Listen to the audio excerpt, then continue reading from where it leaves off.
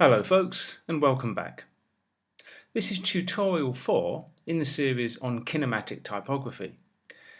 And in this tutorial we're going to look at putting a background into our work, adding some very minor styling and effects to the text, and then finally, to really bring it to life, some motion blurring so that the movements of the text look a bit more realistic.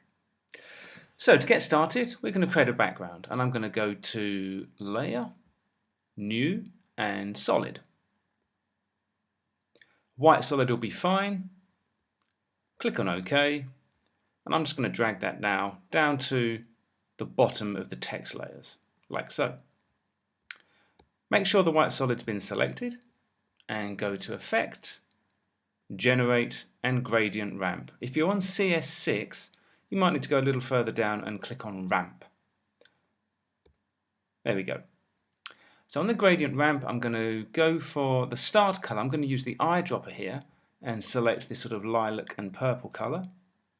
That's not too bad, but I might dial it down a bit by clicking on the colour swatch and just making it a little bit more pale so the text stands out.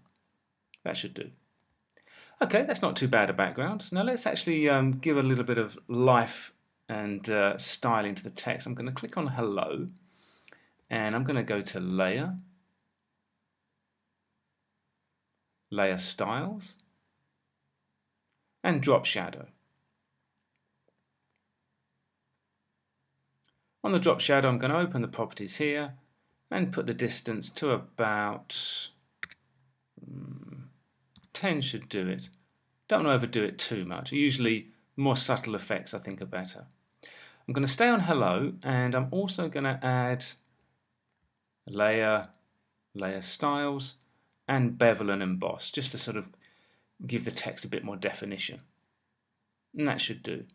Now to save time, I'm going to actually click on Layer Styles and go to Command C to copy it, and then select the rest of the text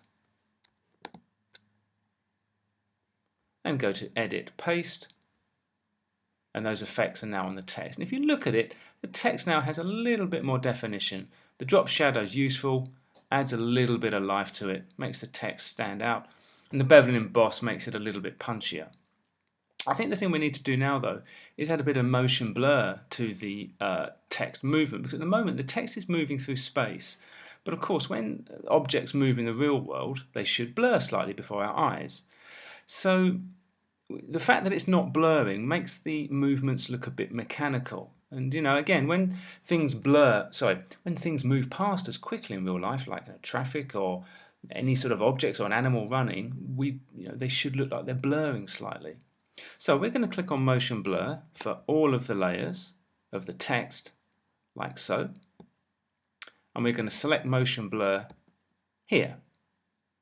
If you click on this little button, it will enable Motion Blur for all layers. So make sure that's selected and that Motion Blur has been clicked on for all the layers here. Let's now play it back and see what it's like with the Motion Blur on, and it should look a lot more, not necessarily stylized, but probably a lot more realistic in terms of its movements. Yeah, that's looking better already. Again, motion blur when you're doing sort of movements. And welcome to Kinematic Typography.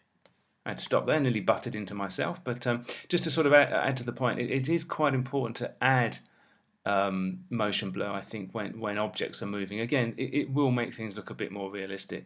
Again, let's just play that back. I butted into myself halfway through this. Let's listen to that again. Hello and welcome to Kinematic Typography.